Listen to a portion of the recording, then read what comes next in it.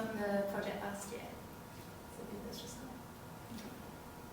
So South Africa is a country at the very bottom of the African continent, and it's an amazing country. It's split up into 9 different provinces, each with their own individual rule. There's places that are quite developed, such as like Cape Town and Durban, but there are provinces where there's high levels of poverty and high rates of HIV and lack of education. Flag. This is part of the Limpopo province, so that's where the project takes place. It's the northernmost province. It's one of 9. There are 11 different languages spoken in South Africa, and up in Limpopo, one of the languages is Venda. So on project, you stay in a little rural village called Chikumbani.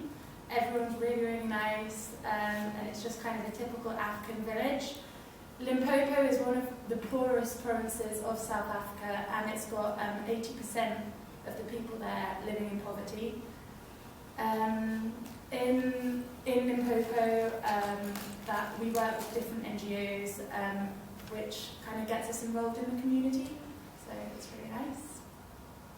This is a typical Venda woman in typical Venda dress, which we all now have something of that material.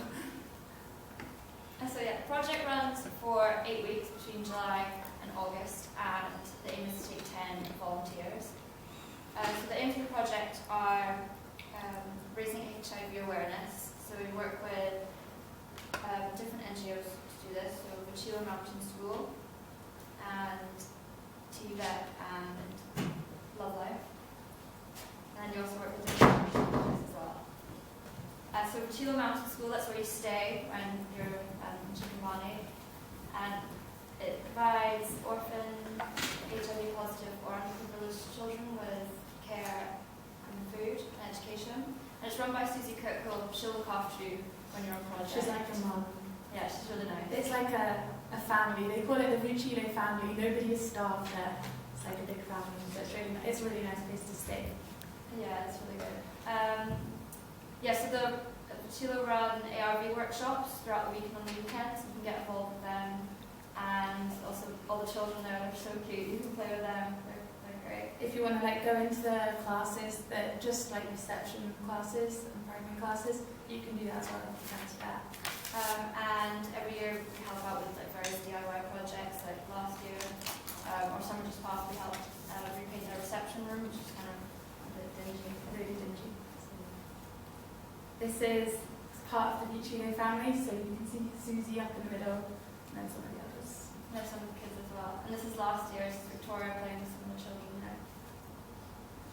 Another charity that we work with is Love Life. So Love Life is one of the biggest charities in South Africa, and they work with young people to try and prevent HIV, and it's spreading so much. So we work with Love Life within different schools. We mainly worked in one secondary school with the grades 11 and 12, which is like the top 2 year groups. We were all in pairs, we went in, and it wasn't really teaching, it was more discussing. So you would just be in there for 2 hours and have a big discussion on, it sounds really cheesy, but life problems. So like, just things that they wanted to talk about, we would start initiating things as well, and yeah, you can just kind of make your mood. It's fun, it's quite interactive.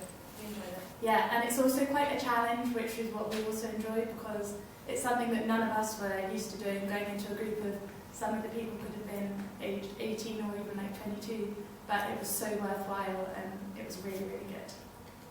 So this is us with Jeffrey, the guy who looked after us at Love Life, in the middle. So TVET, or Tayandu Victim Empowerment Program, is another NGO you work with.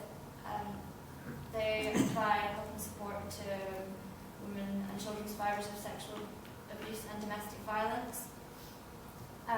We don't do like a lot of work on that side, but we help with DIY projects again, like helping improve their facilities, and that's really quite rewarding. It was quite good because we did up 2 rooms, and in the time that we were there, we got to see them using the room. They had like computers in it, and they were training new people, so it was good. You can really see that what you're doing is like really worthwhile. That's quite good. This is scraping before painting. Not the nicest of jobs.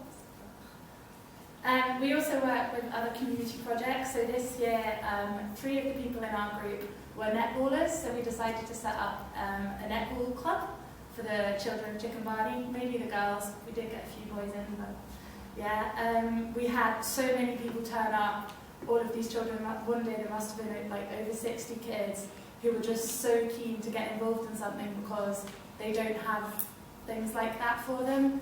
So that's just like one of the examples that you can do. You can kind of make your own decisions on what you want to do. If some of you are really keen footballers, the boys would love that. Yeah, there's a football pitch as well. Yeah, there's a football pitch. We got involved with another football club because Cal was really interested in football, and we donated them nets because they didn't have any, just things like that. There's lots of different opportunities for things that your group wants to do. Like you wouldn't have to do an netball club. You can decide Do other things that you want things. to do. We also found a drop-in centre, which is like an after-school club, which are really in need of our help.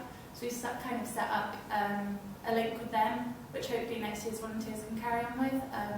That would be a really, really rewarding project because they really do need some help. But yes, this year there's further scope for volunteers to do projects. Yeah. So every year volunteers were travelling.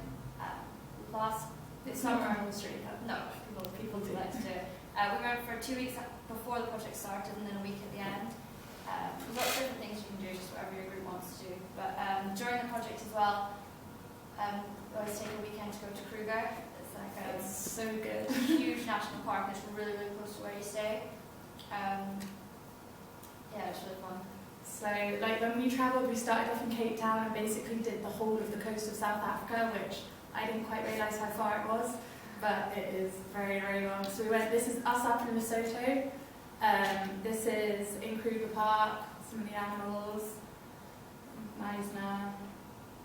So yeah, it's really good. Yes, so to raise, you have to fundraise £6,000. It sounds like a lot, but it's really not. Like We raised well over that, and yeah, it just kind of all comes just, naturally. yeah, it kind of all happens at once. Like you think you've not got any money, then all of a sudden you've got all this money you need. And it's so much fun. Like we all bonded so much over the fundraisers. Some of them are disasters and nobody turns up, but it just gets funnier.